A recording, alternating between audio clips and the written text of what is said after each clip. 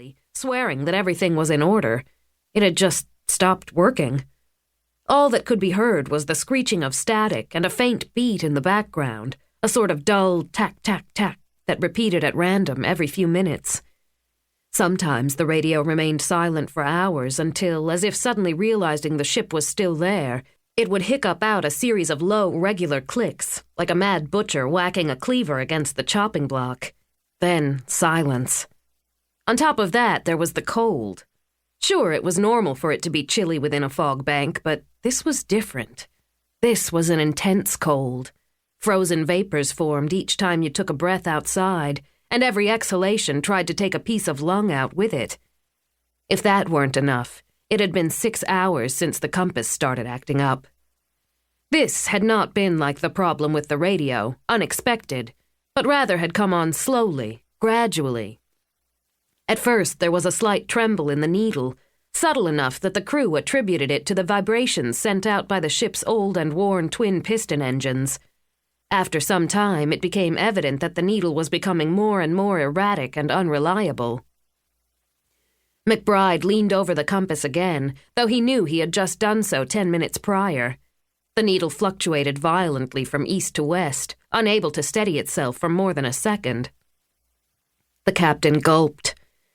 To navigate without a compass and with no visibility in the middle of a fog bank was an invitation for disaster. They could circle about for hours, or worse yet, lose their way completely. This was something that the pass of Ballasty, with its asthmatic engines, could not risk. As if reading his mind, the helmsman, a young man of no more than 20, turned around upon hearing the creak of the command chair. "Captain," trembled the young man's voice as the compass sitting on his right danced to the same broken rhythm as the one McBride had by his side. "What do you suppose I should do?" "Stay the course," ordered McBride. "And don't forget to stay calm," he added to himself. "If we haven't strayed too far off our last estimate, then we should be on course. As soon as we can get out of this fog bank, everything will be better, son." "Yes, Captain," answered the helmsman. "Never let on to the crew that you are nervous too," thought McBride. He could almost hear in his mind the old adage every captain of the merchant fleet memorized at the academy. How easy it all seemed on land, under the sun's radiance.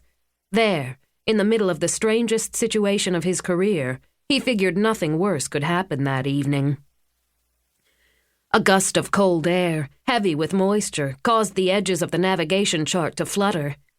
Captain McBride raised his eyes to see Tom O'Leary, the pass of Ballasty's first mate, walking in backward and fighting against the wind to keep his coat closed as he shut the door to the command bridge. O'Leary, a 40-something Irishman, red-faced and slender, shook off the water that had collected on his jacket and muttered under his breath. McBride greeted him with a tired motion. His first mate was efficient despite his nervous and irritable personality.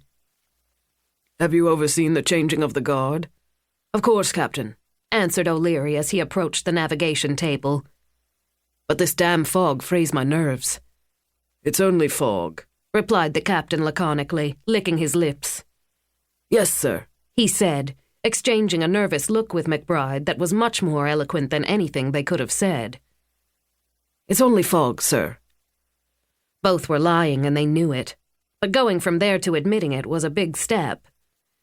Between the two of them, they had more than 40 years of maritime experience on these waters.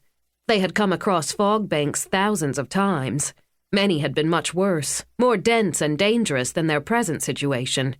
Besides, it was August, and the possibility of encountering an iceberg along the way was slim.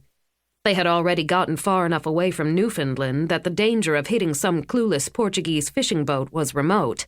In theory, it was simply another fog bank. But somehow, this was different. "This just keeps getting worse," said McBride. He briefly entertained the idea of going to bed and leaving the first mate in charge tonight. Head to bed and trust that in the morning the sun would be out, the radio would be up and working, and the compass would stop acting like it had gone berserk. Everything would be back to normal. But then he noticed something in the corner of the starboard window. "I'll be damned if I don't see ice forming in that window," he thought. Ice in August? A strange tingle ran up his spine.